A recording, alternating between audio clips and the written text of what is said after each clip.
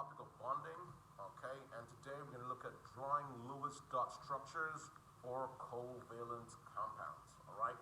Now the thing you have to be careful of, guys, is that if they ask you, right, to draw a dot structure for a compound, once again, as I always say, chemistry foundational, you have to know whether the compound's ionic or it's covalent, right? Because they're not going to tell you. They'll give you the name, and you have to know if it's ionic or covalent, and you go from there. Remember, ionic compounds, when you do the dot structure, use your brackets, your charge, and so on, right? But for covalent compounds, they tend to what? They tend to share, okay, electrons. So their dot structure will be different. So what are we doing today? We're doing Lewis dot structures, alrighty, okay, for covalent, alright, compounds. Okay. Now, how do you recognize covalent compounds, alright? Classic way, it's made up of non-metals only, okay? Once again, it's critical that you're able to recognize a compound because different properties go with different things, right? Ionic compounds have their own properties, covalent compounds have their own properties, and so on. They have their own dot structures, so you cannot mix and match, all right? No problem. So if you forgot, go back to your periodic table, look for the location of the nonmetals, look for the location of the metals, metal, nonmetal, it's going to be ionic, nonmetals only is going to be covalent. Now in this topic, folks, we are sharing electrons. Now before we start drawing the structures, right, we have to lay some ground rules, okay? Now very important, it's very important that we key on, once again, the valence electrons, electrons in the outermost shell. Now instead of being lost or gained, those guys are going to be shared. I'll explain that in a second, between atoms, all right? No problem. We also, okay, are going to look at shared, all right, and unshared, okay, electrons. Now we normally do this when we do something called valent BSEPR and shapes. I'll talk about that later in another video. But shared and unshared electrons will be important in this topic, especially in the next video when we talk about shapes, alrighty? So no problem. And also very important, the central atom. Okay, who's going to be the central atom, alright? Now before I jump into the actual drawings, you got to be familiar with your periodic table, guys. You have to know what valence electrons are, the outermost electrons. And to figure out the central atom, it's simply the atom, right, that makes the most bonds. So let's write that down, okay? There's the atom that makes, all right, the most bonds. All right. Now let's do a bit of recapping, okay? Just a little bit. If you're in group 17, all right, right here. You guys can see that? Group 17, right? Or you're hydrogen. Okay, you're in group 17 or you're hydrogen. In group 17, you have 7 valence electrons. If you're not sure, jump to group 17. Look, all those guys have 7 valence electrons, right? Remember, we are trying to get to a stable what? Stable octet, right? So the guys in group 17, they form one bond. They need one more electron, they will form one bond. Hydrogen wants to make a duet, okay? He wants to get 2 electrons in his only valence shell.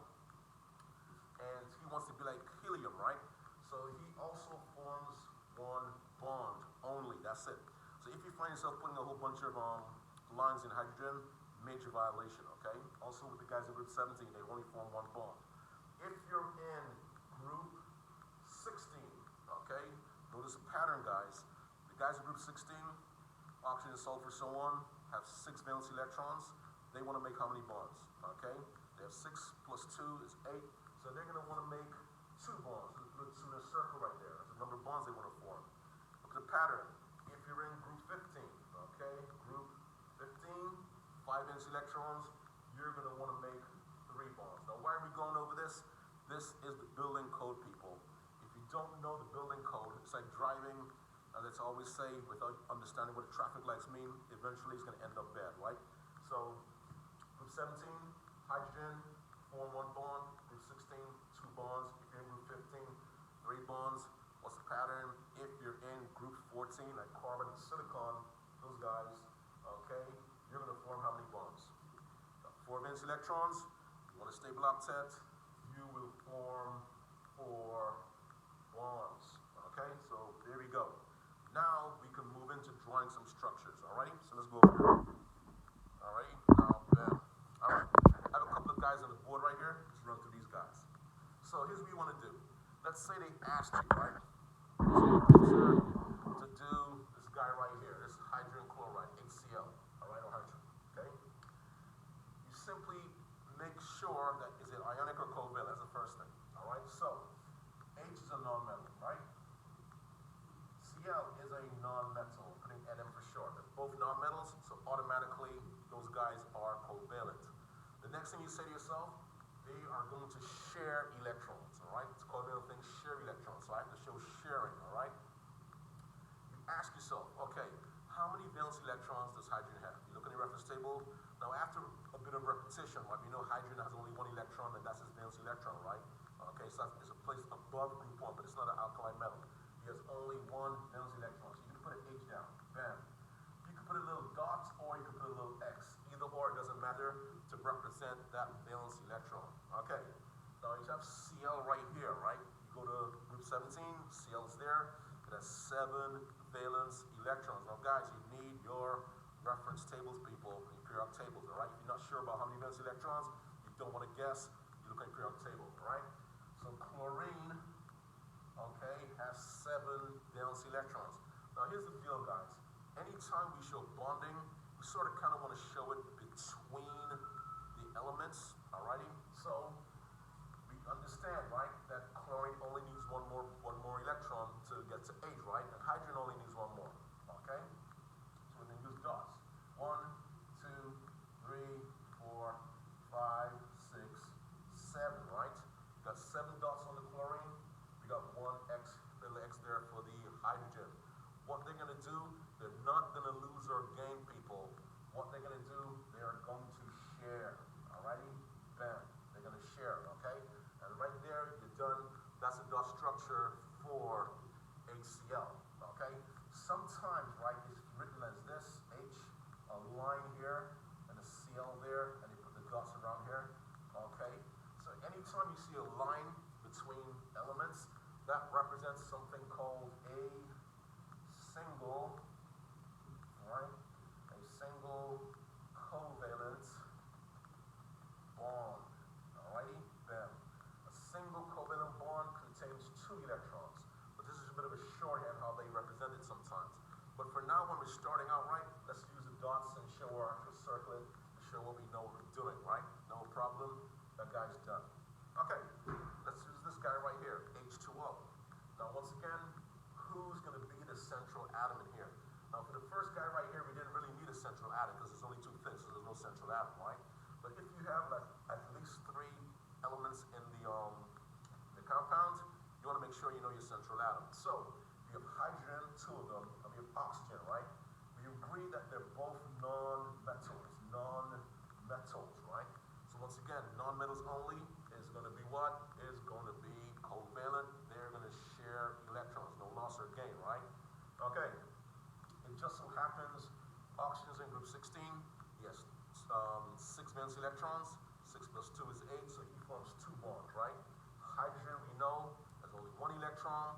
He wants to be like helium. He only forms 1 bond. Hydrogen, 1 bond always, right?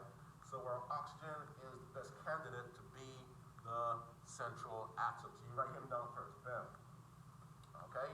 How many valence electrons does he have? He has 6 valence electrons. 1, 2, 3, 4, 5, 6, right?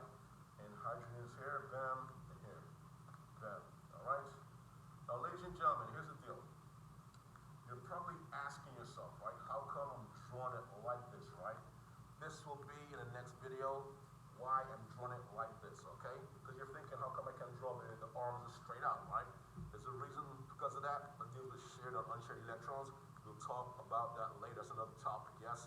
But this is how the water molecule is going to look, okay, guys? You have 6 dots right here, right? 6 plus X is that's 1 more, that's 7. 1 more, that's 8. The oxygen satisfied, he's happy, yes? Now the hydrogen, as we said, only needs one more electron sharing. Hydrogen's happy. Water's this guy right here, he's done. Okay, so water's linked up nicely. We move on. Okay. We have this guy over here. Okay, NF3, nitrogen trifluoride. We know nitrogen is a what? Is a non-metal. Fluorine is another non-metal. Okay. Now we have 4 atoms, right? In this guy right here. Alright, you have N and F, we got 4 atoms. So we're gonna figure out, okay, who's gonna be the central atom, right? We don't guess, we look at it. We know N is in group 15, 5 valence electrons. So 5 plus what gets you to 8? 3. So you can form 3 bonds, yes? Alright. Fluorine, famous group 17 guy, highest electronegativity guy. Okay, on the periodic table, he has 7 valence electrons, right? So if you got 7 valence electrons, how many bonds you want to form? Only 1, so 7 plus 1 is 8, right? Okay, so since nitrogen forms 3 bonds, you're going to put him down as the central atom, folks, all right? Take a breath. How many valence electrons? 5 valence electrons, all right? So you're going to go 1, 2, 3, 4, 5. Now, once again, guys, I don't want you to panic in the way of drawing the shapes of these guys. We'll tackle that in the next video, right? Because there's a reason behind that, like I said before, with shared and unshared electrons, right? But right now, we want to understand how to link these guys up properly, okay? All right, so we got 3 F's, right? F, right? That's 3 subscript 3, we've got 3 fluorines. Each of them has what? Each of them has 7 valence electrons, okay? 1, 2, 3, 4, 5, 6, 7. Okay, 1, 2, 3, 4, 5, 6, 7. Okay, what do we do next? Fluorine needs 1 more here, so that's the 1 more. Bam. Okay, 1 more there. Bam. And 1 more there. Bam. So the 3 fluorines are happy. 7 plus 1, 7 plus 1, 7 plus 1. They all have 8, right? The nitrogen has 5 valence electrons originally, right? And he has 1, 2, 3 more. That's 8. This guy is happy right here. Done. We're moving on. But there's a reason why we drew it like this, instead of having the fluorine stuck out, you know, like that. I'll explain that in the next video. All right, people. Let's do maybe 1 or 2 more. This guy right here, CCl4, carbon tetrachloride. Carbon is a nonmetal. Chlorine is a nonmetal. Okay? So, what's going to happen? Have to share electrons, right? It's covalent. Who's going to be the central atom? So you're going to analyze it, look at our periodic table. Carbon has 4 valence electrons. 4 plus what gets you to 8? 4 plus 4 is 8, right? So he forms 4 bonds, right? And chlorine, group 17 guy, 7 valence electrons, only 1 bond that he's going to form, yes? All right, so carbon gets to be the central atom. You got 4 valence electrons. It's like a puzzle, folks, all right? You're always asking yourself, who's going to be the central atom? How am I going to arrange these guys around this? And once again, we're going to deal with shapes in the next video. So we got 4 chlorines. Chlorine there. Chlorine there. Can you guys see that? Okay. Alrighty. Chlorine there and chlorine there. Alrighty? Okay, so what do we do next? Chlorine has what? 7 valence electrons. We're going to put up 7 dots around these guys. Okay? 7. Always make sure you put your dots clearly, people. Alright? Okay. Bam. And we link them up. We got 4 here. This one links up with this. So 7 plus 1 is 8. 7 plus 1 more here. That's 8. 7 plus 1 more there is 8. And 7 here and 1 more there is 8. Okay? Bam. And you're done. That's carbon tetrachloride dot structure. All right, folks, you know what? All right, so let's say, right, you got to do something like carbon dioxide. Famous guy, all right, and we exhale a lot. Who's going to be the central atom? Okay, look at it. Carbon forms what? 4 bonds. Okay, 4 valence electrons, 4 bonds. Oxygen, group 16, only 2, right? So carbon is our central atom, okay? Now here's the deal, people. Okay, we did a whole bunch of single bonds over here, right? There's also something called double bonds. There's also something called triple bonds, all right? So, you know, here's go. Bam, bam, right? Oxygen there, okay? And then carbon in the central atom, even them all 4 bonds. The funny thing is, the oxygens, they want to make 2 bonds, yes? Okay? So oxygen has 6 valence electrons, which I'm representing some of these funny X's right here. Alrighty? Can you guys see that? Okay. So oxygen, right? Wants 1 more there, that's 7. 1 more there, that's 8. Oxygen forms a double bond here with carbon. Oxygen is happy, right? This oxygen does the same thing, okay? He forms a bond there, he forms another bond there, bam, okay? Alrighty, you're done. This is the dot structure for CO2, carbon dioxide. And one last one, guys. Let's say you have nitrogen, right? And 2 to draw, yes? Okay, nitrogen, right? 2 nitrogens, nitrogen diatomic molecule. He has 5 valence electrons on this guy. Okay, he has 5 valence electrons. Now you're thinking to yourself, right? At this point, you know nitrogen, right, wants to make 3 bonds. So how are they going to help each other out? He has 5 here, 1 more, that's 6. You don't stop, right? 1 more, that's 7. Almost there. 1 more, that's 8. Okay? This is called a triple bond, people. Alright?